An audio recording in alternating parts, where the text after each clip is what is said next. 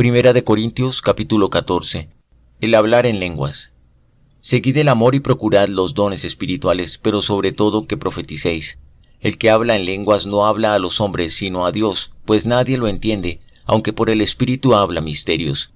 Pero el que profetiza habla a los hombres para edificación, exhortación y consolación. El que habla en lengua extraña a sí mismo se edifica, pero el que profetiza edifica a la iglesia.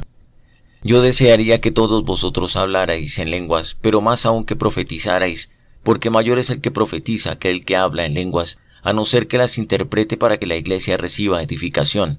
Ahora pues, hermanos, si yo voy a vosotros hablando en lenguas, ¿qué os aprovechará si no os hablo con revelación, con conocimiento, con profecía o con doctrina? Ciertamente las cosas inanimadas que producen sonidos como la flauta o la cítara, si no dieran notas distintas, ¿cómo se sabría lo que se toca con la flauta o con la cítara?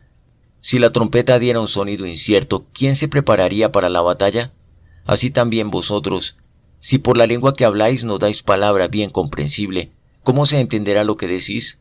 Porque sería como si hablarais al aire. Tantas clases de idiomas hay seguramente en el mundo y ninguno de ellos carece de significado. Pero si yo ignoro el significado de las palabras, seré como un extranjero para el que habla, y el que habla será como un extranjero para mí. Así pues, ya que anheláis los dones espirituales, procurad abundar en aquellos que sirvan para la edificación de la iglesia. Por lo tanto, el que habla en lengua extraña, pida en oración poder interpretarla. Si yo oro en lengua desconocida, mi espíritu ora, pero mi entendimiento queda sin fruto. ¿Qué pues? Oraré con el espíritu, pero oraré también con el entendimiento. Cantaré con el espíritu, pero cantaré también con el entendimiento. Porque si bendices solo con el espíritu, el que ocupa lugar de simple oyente, ¿cómo dirá amén a tu acción de gracias? Pues no sabe lo que has dicho. Tú a la verdad bien das gracias, pero el otro no es edificado. Doy gracias a Dios que hablo en lenguas más que todos vosotros, pero en la iglesia prefiero hablar 5 palabras con mi entendimiento, para enseñar también a otros que 10,000 palabras en lengua desconocida.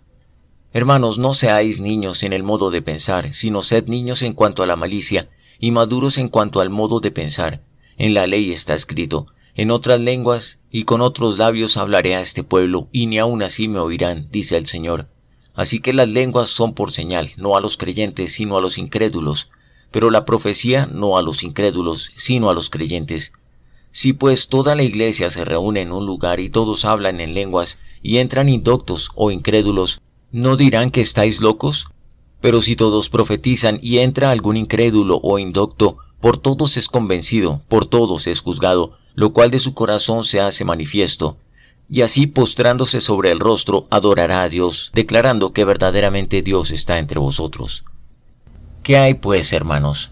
Cuando os reunís, cada uno de vosotros tiene salmo, tiene doctrina, tiene lengua, tiene revelación, tiene interpretación. Hágase todo para edificación. Si habla alguno en lengua extraña, sea esto por 2, o a lo más 3, y por turno, y uno interprete. Y si no hay intérprete, calle en la iglesia, y hable para sí mismo y para Dios. Asimismo, los profetas hablen 2 o 3, y los demás juzguen.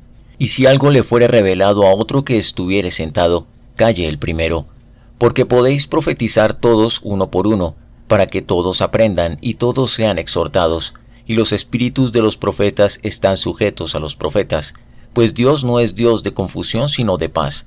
Como en todas las iglesias de los santos, vuestras mujeres callen en las congregaciones, porque no les es permitido hablar, sino que estén sujetas como también la ley lo dice. Y si quieren aprender algo, pregunten en casa a sus maridos, porque es indecoroso que una mujer hable en la congregación. ¿Acaso ha salido de vosotros la palabra de Dios, o solo a vosotros ha llegado?